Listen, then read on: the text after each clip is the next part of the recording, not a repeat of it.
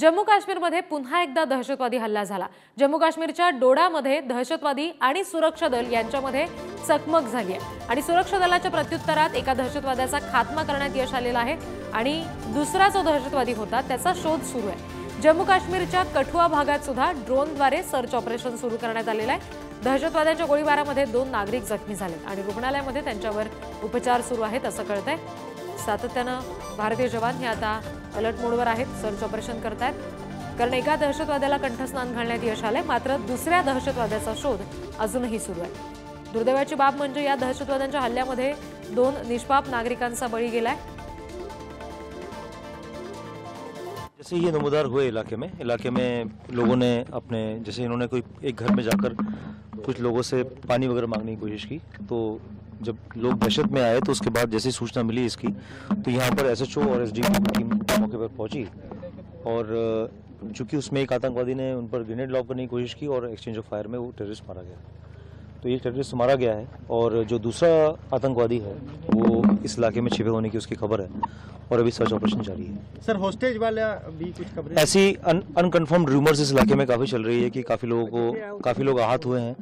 3 उसमें जो सिविलियंस हैं उनकी मृत्यु भी हुई है और बहुत सारे लोग इंजर्ड हैं। आणखी अपडेट्स घेऊया प्रतिनिधी शिवाजी काळे यांच्याकडून।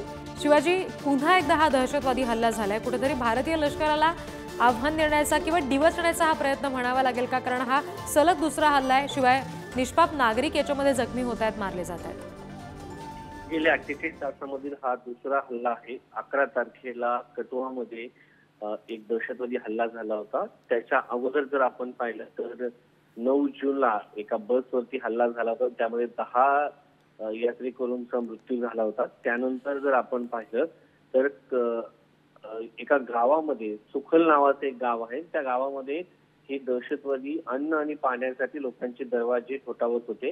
ही बाब गावकऱ्यांच्या लक्षात आली आणि ही बाब लक्षात आल्यानंतर तिथल्या एका घरामध्ये यांनी गोळीबार करण्याचा प्रयत्न केला आणि ही गोळीबार झाल्यानंतर लष्कराच्या जी बाब समोर आल्यानंतर ताबडतोब लष्कर या ठिकाणी दाखल झालं।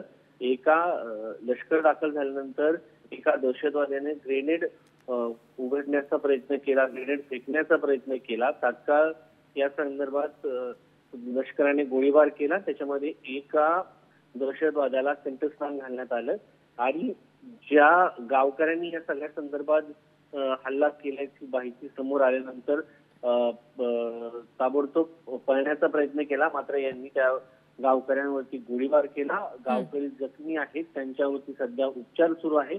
बाकी जे दहशतवादी आहेत 2 ते 3 या ठिकाणी असल्याचं समजतंय। यांचे छायाचित्र जे आहेत पेन्सिल स्केच जारी करण्यात आलेले आहेत।